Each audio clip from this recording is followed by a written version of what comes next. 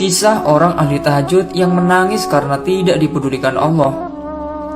Dikisahkan, dahulu ada seorang ahli ibadah yang hampir bertahun-tahun tidak pernah meninggalkan sholat tahajud. Hal ini tentu suatu kebanggaan bagi orang-orang beriman, karena suatu pertanda bahwa ia adalah seorang ahli ibadah. Malam-malam yang biasa digunakan orang-orang untuk tidur, ia gunakan untuk qiyamul lail beribadah kepada Allah SWT. Namun sayangnya, ia malah tidak termasuk golongan para pencinta Allah. Berikut kisah selengkapnya. Dikisahkan dalam kitab Mukasyafatul Qulub karya Imam Ghazali bahwa dahulu hiduplah seorang ahli ibadah yang bernama Abu bin Hashim. Hampir sepanjang tahun ia tak pernah meninggalkan sholat tahajud di waktu malam. Pada suatu malam, Abu bin Hashim hendak berwudu untuk menjalankan sholat tahajud. Tetapi saat berwudu, Abu bin Hashim terkaget karena mendapati adanya sesosok makhluk yang berada di bibir sumur miliknya. Abu Hashim lantas bertanya, "Hei hamba Allah, kau itu siapa?" Sosok misterius itu lantas menjawab, "Diriku adalah malaikat yang diutus Allah SWT." Mendapati jawaban itu tentulah membuat Abu bin Hashim terkaget. Namun ia juga merasa bangga sekali karena dirinya didatangi seorang tamu yang mulia, yaitu malaikat. Abu bin Hashim lantas bertanya tentang maksud kedatangan sang malaikat. "Apa yang telah kau lakukan di sini?"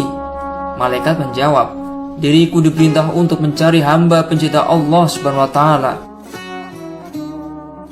Kala itu, Abu bin Hashim melihat malaikat itu membawa buku berukuran tebal. Hal ini tentu mengundang rasa penasarannya. Ia lalu bertanya kepada malaikat, "Hai malaikat, itu buku apa yang kau bawa?" Malaikat lantas menjawab, "Ini adalah beberapa kumpulan nama-nama para hamba pencinta Allah SWT." Mendapati jawaban itu, hati Abu bin Hashim berharap namanya ada di dalam buku itu. Kemudian Abu bin Hashim bertanya lagi, "Hei malaikat, apakah nama diriku tercatat di situ?" Seperti yang diketahui, Abu bin Hashim adalah seorang ahli ibadah. Ia menduga bahwa namanya termaktub dalam buku malaikat itu. Hal ini sebab Abu bin Hashim senantiasa mengerjakan sholat tahajud di malam hari, berdoa, dan melakukan munajat kepada Allah pada waktu sepertiga malam.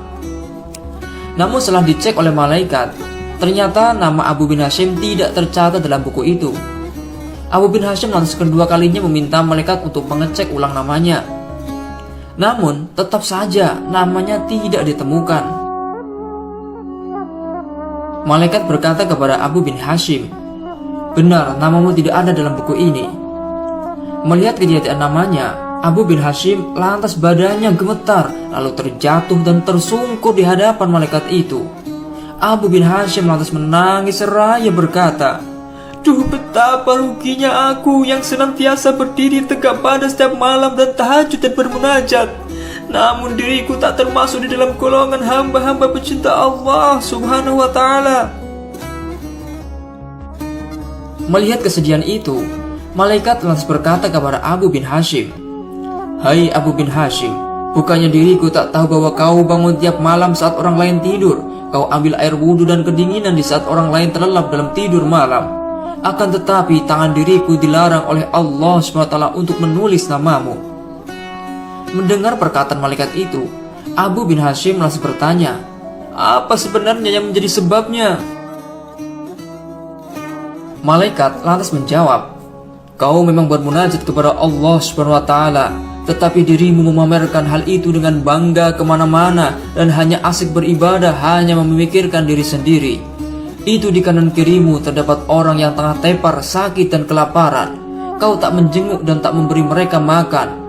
Nah, bagaimana bisa kau menjadi seorang hamba pencinta Allah SWT dan dicintai olehnya, sedang kau sendiri saja tak pernah mencintai para hamba ciptaan Allah SWT?" Setelah mendengar penjelasan malaikat itu, sontak Abu bin Hashim bagai tersambar petir di waktu siang bolong. Kini dia telah sadar bahwasanya hubungan ibadah manusia tak cuma kepada Allah saja, melainkan juga kepada sama manusia dan alam. Dari kisah ini dapat diambil pelajaran bahwasanya janganlah berbangga diri dengan ibadah yang kita kerjakan, seperti bangga atas ibadah sholat, berpuasa, berzikir, jika tak dibarengi dengan hubungan sosial yang baik antar sama manusia dan makhluk ciptaan Allah yang lainnya. Kita sebaiknya senantiasa menjaga hubungan baik dengan Allah, hablum minallah, dan juga menjaga hubungan baik antar sama manusia, hablum minannas. Jangan gunakan ibadah kita sebagai ajang riya atau pamer belaka supaya hanya mendapatkan pujian, karena hal itu hanya sia-sia tak mendatangkan pahala. Selain itu, jangan terlalu menyibukkan ibadah sendiri, sedangkan di sekeliling kita masih ada orang-orang yang tak kesusahan dan membutuhkan pertolongan. Nah, semoga kisah ini bisa menjadi motivasi dan memperbaiki cara beribadah kita menjadi lebih baik. Amin. Wallahu a'lamu bishawab.